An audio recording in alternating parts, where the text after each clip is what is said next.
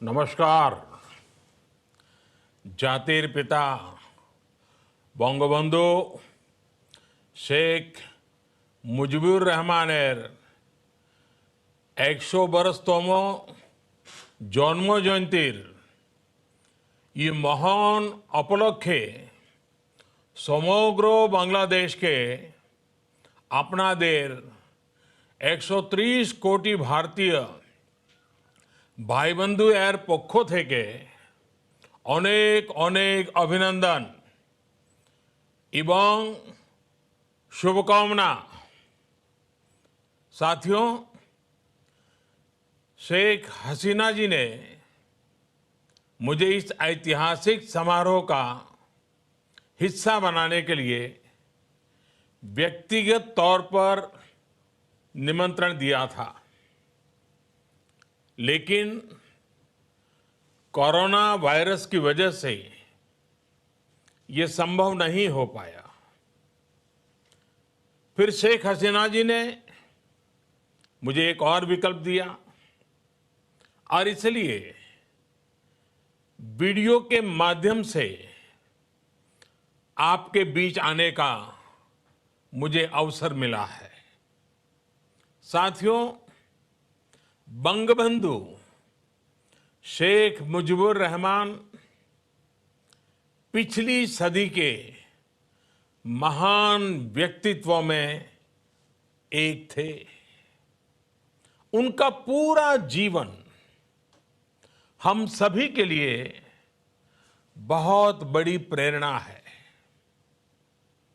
बंगबंधु यानी a leader of courage, a man of conviction, a sage of peace, a champion of justice, equality, and dignity, a hand of defiance against brutality, and a shield against coercion।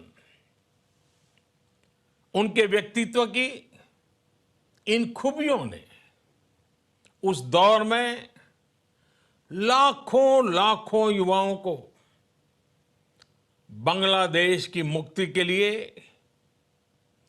हर चुनौती का मुकाबला करने के लिए एक नई ऊर्जा दी थी।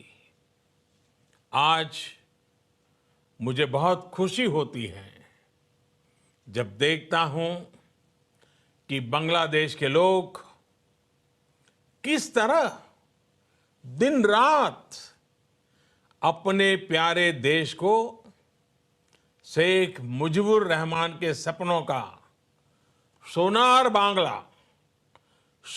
बांग्ला बनाने में जुटे हुए हैं। साथियों, बंगबंधु का जीवन आज के वैश्विक माहौल में 21वीं सदी की दुनिया के लिए भी एक बहुत बड़ा संदेश देता है। याद कीजिए, एक दमनकारी अत्याचारी शासन ने लोकतांत्रिक मूल्यों को नकारने वाली व्यवस्था ने किस तरह बांग्ला भूमि के साथ अन्याय किया, उसके लोगों को तबाह किया। सारी दुनिया, हम सभी भली भांति इन बातों को जानते हैं, उसकी पीड़ा, उसका दर्द महसूस करते हैं। उस दौर में जो तबाही मचाई गई थी, जो जेनोसाइड हुआ, उससे बांग्लादेश को बाहर निकालने के लिए एक पॉजिटिव और प्रोग्रेसिव सोसाइटी के निर्माण के लिए उन्होंने अपना पल पल समर्पित कर दिया था। उनका स्पष्ट मत था कि किसी भी देश की प्रगति का आधार नफरत और नेगेटिविटी नहीं हो सकती, लेकिन उनके यही विचार, यही प्रयास कुछ लोगों को पसंद नहीं आए और उनको हमसे छीन लिया गया। ये बांग्लादेश और हम सभी का सौभाग्य ही था कि प्रधानमंत्री शेख हसीना जी और शेख रहाना जी, उन पर ऊपर वाले का रहम रहा, वरना हिंसा और घृणा के समर्थकों ने कोई कसर छोड़ी नहीं थी। आतंक और हिंसा को राजनीति और कूटनीति का हथियार बनाना कैसे पूरे समाज को, पूरे देश को तबाह कर देता है, ये हम भली भांति देख रहे हैं। आतंक और हिंसा के वो समर्थक आज कहां है, किस हाल में है, और दूसरी तरफ ये हमारा बांग्लादेश किस ऊंचाई पर पहुंच रहा है, ये भी दुनिया देख रही है। साथियों, बंग बंधु की प्रेरणा से और प्रधानमंत्री शेख हसीना जी के नेतृत्व में बांग्लादेश आज जिस प्रकार इंक्लूसिव और डेवलपमेंट ओरिएंटेड पॉलिसीज के साथ आगे बढ़ रहा है, वो वाकई सच्चे अर्थ में प्रशंसनीय है। इकोनॉमी हो और सोशल इंडाइसिस हो या फिर स्पोर्ट्स, आज बांग्लादेश नए कीर्तिमान स्थापित कर रहा है। Skill, education, health, women empowerment, ऐसे अनेक क्षेत्रों में बांग्लादेश ने अभूतपूर्व प्रगति की है।